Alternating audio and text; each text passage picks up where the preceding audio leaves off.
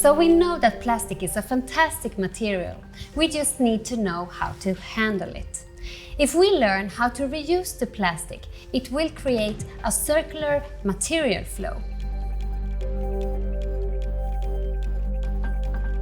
Please, Louise, help me describe a circular economy. In a circular economy, we strive to prolong the life of products and materials as much as possible. And we do that through the design. So we make sure to design the products so that they are possible to share and repair, refurbish and reuse. And when they're eventually worn out, we also make sure that they are possible to recycle so that we can recover the materials that are in them, take them back as raw material in the production of new products.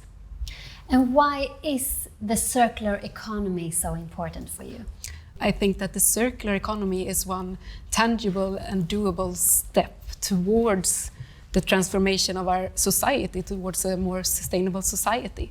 And I think from our perspective as a company, I think this transition is already happening, and in a lot of places we can see it, and we need to be there, otherwise we will get left behind, and it will be a huge competitive advantage for us if we can be early in the circular economy.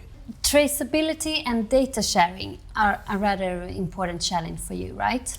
I would say that traceability is a key in a more circular economy. So we have to start sharing data and information with each other to be able to achieve that. And it will be a win-win for everyone. I mean, for organization as well as individuals, for end consumers and for the people working in a factory, for example. To know more about the products will only be a good thing. And if in the recycling industry, it will help us to get a more efficient recycling, and we know what the products that comes into our facilities contain and how to treat them in the most efficient way. And from our perspective, we need to be much better at knowing where our products end up and how they end up towards the end of life.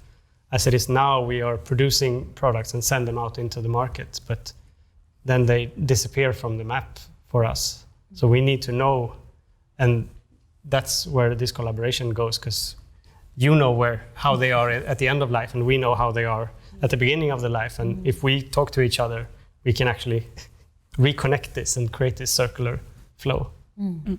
The project is a vacuum cleaner. Yes. That's what we are talking about. And what would you say is the status for the vacuum cleaner today? Currently, we have made a physical prototype from recycled post-consumer plastic, which is actually a great step. But it's also been a prototype that is made 100% from either recycled components or recycled materials. And they are functioning, and they're currently in testing. And that is a very iterative process, so that's going on right now. And we are developing, we are in discussion how we can develop it and how we can improve it. And one of the improvements that we have made is that just from a recyclability point of view, these wheels has been made of 2 plastic components, which is bad for recycling.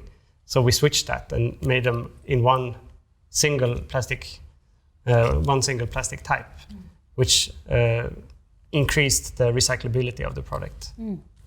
And that makes it easier to recycle. Exactly. Yeah. You don't need to separate these parts in the process of recycling, so you get one material, which makes it much easier.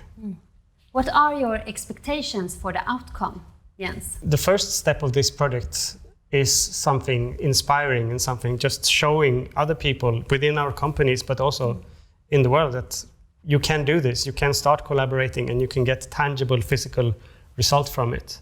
I think that's a great part. And then, of course, the next step is to take it even further and maybe put these products into market or into a more circular flow, and also get these insights into our product development.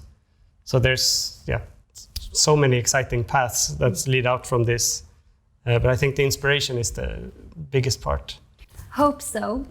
Thank you a lot for being here and tell us about the project, and thank you for doing this project.